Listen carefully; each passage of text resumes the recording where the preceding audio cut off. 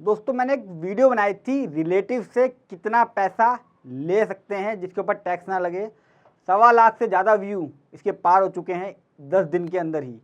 कई सारे क्वेश्चन आए कि रिलेटिव से तो टैक्स फ्री माफ़ है, कई बार हम नॉन रिलेटिव या फ्रेंड से भी पैसा ले लेते हैं।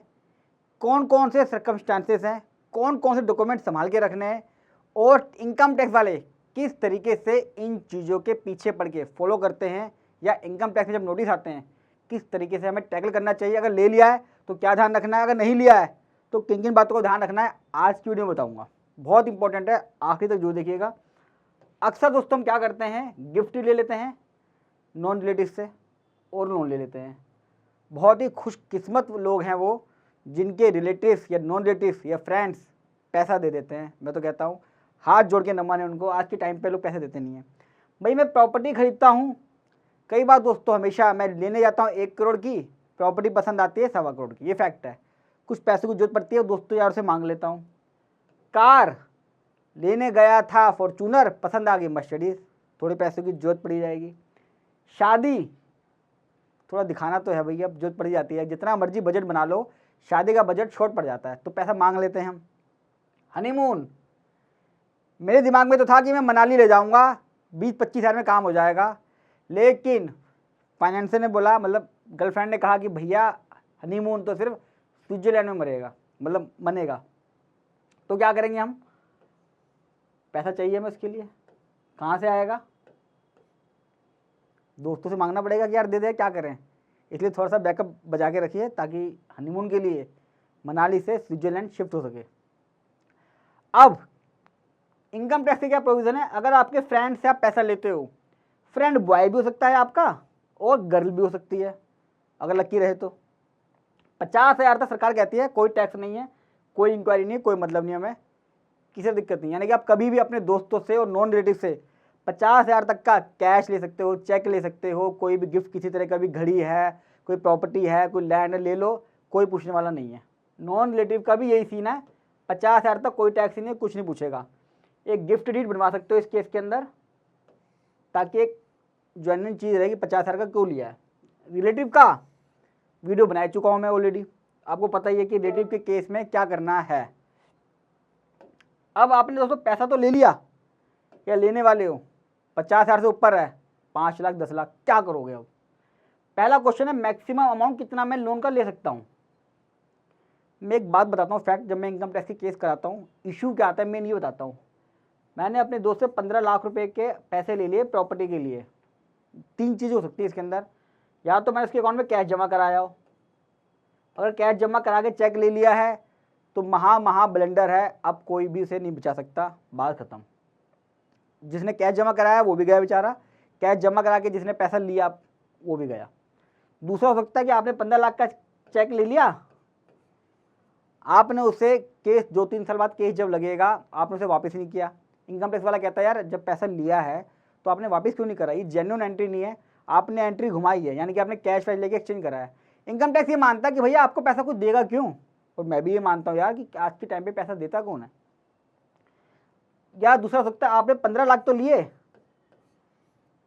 होता क्या है मैंने थोड़ा थोड़ा कैश दे दिया रहा, जब उसने मांगा कभी 10 दे दिया, कभी 15 दे दिया, या उसने बोला यार तो काम कर, देखो 15 लाख देने थे ना, मुझे सिर्फ 5 लाख देने हैं, तू चेक डायरेक्टली उसको दे दे, मुझे ज़रूरत है, मैंने चेक उसको दे दिया। यहाँ हम गलती करते हैं, ये इशू मेन आता है इनकम टैक्स में। मैं ये करता हूँ कि अगर मैंने किसी से अपने HDFC बैंक में 2,000 रुपये लिए हैं तो मैं उसी के HDFC बैंक में जहाँ से लिया है, जहाँ गया है, सेम बैंक में मैच करता हूँ। अपने क्लाइंटों को भी कहता हूँ कि भैया अगर एक व्यक्ति को भी दे रहे हो ना, उसके 3 अकाउंट हैं, तो जहाँ से पैसा आया और जिस बैंक में आया उसी बैंक से देना है, और जिस बैंक से आया उसी बैंक में डालना है पैसा वापस, एंट्री मैच हो जाए। सिंप्लीफाई जितना रखेंगे हम ना उतना ही कॉन्फिडेंस रहेगा और इनकम टैक्स वाले को समझाने में भी आसानी रहेगी।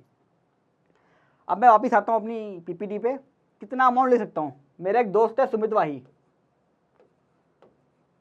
उसका 2.5 करोड़ का पैकेज है इस समय। अगर मैं उससे 10 लाख ले लूँ तो कोई दिक्कत ही नहीं है, यानी कि इनकम टैक्स वाले को मुझे उसकी आईटीआर दिखानी पड़ेगी कि भैया 2.5 करोड़ वाला आदमी है मेरा दोस्त, 10 लाख रुपए नहीं दे सकता मेरे को क्या। और मेरी भी अच्छी खासी आईटीआर जाती है, मैंने वापस भी कर दिया है, कोई दिक्कत नहीं है।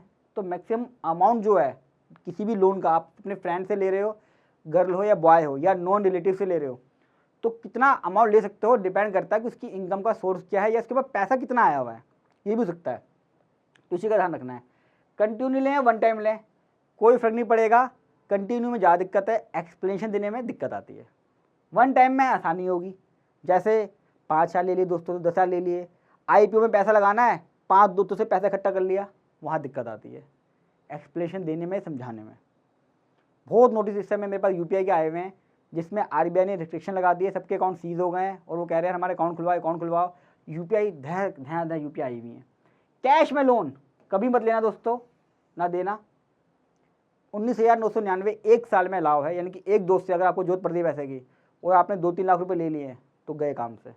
कोई एक्सप्लेनेशन दे सकता, मैं भी दिक्कत आएगी समझाने में, कराने में केस। अब डॉक्यूमेंट क्या संभाल के रखने हैं ऐसे केस में?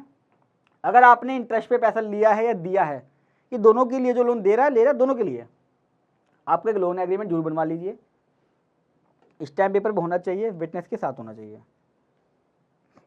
सरकार कहेगी, यानी इनकम टैक्स वाले, 15 लाख रुपए लिए हैं, 6% 10% इंटरेस्ट पे लिया हुआ है, लोन एग्रीमेंट में दिख रहा है, ब्याज दे भी रहा है, कुछ पैसा वापस कर रहा है, ठीक है, जेन्युइन है यार, बात खत्म हो गई, क्या दिक्कत है। अगर इंटरेस्ट पे नहीं है, सबसे बड़ी प्रॉब्लम यहाँ आती है। इनकम टैक्स वाले कहते हैं आज के ज़माने में कोई किसी को चवन्नी नहीं देता, 15 लाख रुपए दे दिए और अब तक लिया भी नहीं वापस तो ले लिया होगा, लेकिन कैसे लिया होगा?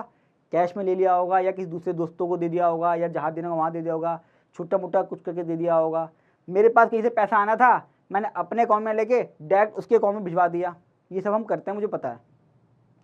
आप उसकी कंफर्मेशन जरूर ले लीजिए कि हाँ मैंने लोन दिया है, ये बहुत ज़रूरी है। अब इशू क्या आएगा? दोस्त बोलेगा अबे एक तो तेरे को मैंने हनीमून पे जाने के लिए पैसे दे दिए हैं, तू अपना हनीमून मना कर आ रहा है, एंजॉय कर आ रहा है, ऊपर से तू मेरे से कंफर्मेशन मांग रहा है, मेरी ITR मांग रहा है, मेरी बैंक स्टेटमेंट मांग रहा है। तो भाई तू हनीमून मनाने तू गया है कि मेरे बट्टा बढ़ाने गया है? तेरी सिरदर्दी मेरी क्यों लूँ मैं? यहाँ दिक्कतें आती हैं। वो कहेगा मैंने हेल्प करी है और आप मेरी सब चीज़ें मांग रहे हो, थोड़ा सा क्रिटिकल इशू रहता है।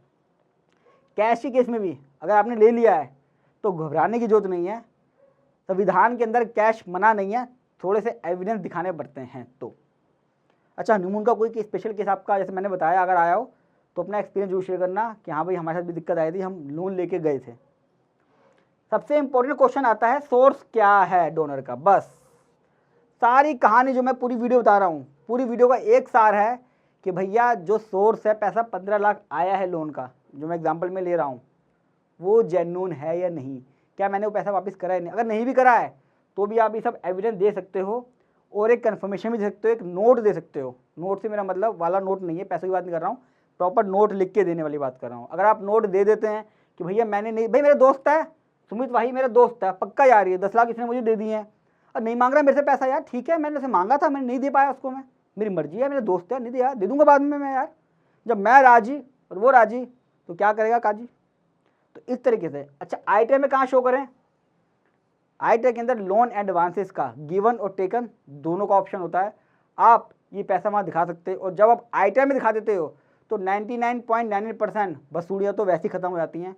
प्रॉपर डिस्क्लोज करना बहुत ज़रूरी है इन चीज़ों को लेके। तो ये मेरी PPT है, आप देख लीजिए इसको, डिस्क्रिप्शन बॉक्स में भी सारा कंटेंट मैं डाल दूंगा, आप वहाँ पे भी इसको पढ़ सकते हो। तो दोस्तों अगर फर्स्ट टाइम आ रहे हो तो चैनल को सब्सक्राइब कर लीजिएगा। साथ में हर महीने के पहले संडे को 12 बजे मैं लाइव आता हूँ। अगर आपने चैनल सब्सक्राइब करा होगा तो आप भी मेरी लाइव चैट में शामिल हो सकते हैं और जितने भी क्वेश्चन आपके हैं वो आप मेरे से पूछ सकते हैं। 1 घंटे के लिए मैं सारे क्वेश्चनों का जवाब लाइव देता हूँ। और दोस्तों वीडियो कैसी लगी जरूर बताइएगा और अपना एक्सपीरियंस जरूर शेयर कीजिएगा। और आपको लगता है कि इसमें से कुछ आपसे मिलती जुलती स्टोरी भी है तो किस सिचुएशन में आप निकले और क्या आपने उसके लिए करा, मुझे कमेंट बॉक्स में बताइएगा। और जितना हो सके इसको शेयर कीजिएगा। हम हर समय दोस्तों से UPI लेते रहते हैं किसी न किसी काम के लिए और वापस करते वक्त बड़ा कैजुअल हो जाते हैं, कैश में दे देते हैं, दूसरे अकाउंटों में दे देते हैं। तो वहाँ पे ही समझना ज़रूरी है कि भैया मुझे बिल्कुल लाइन पे चलना है, ज़्यादा इधर उधर नहीं घूमना है, ताकि इनकम टैक्स में बाद में मैं एक्सप्लेन ना कर पाऊँ। जल्द मिलूंगा एक और वीडियो के साथ, तब तक के लिए नमस्कार।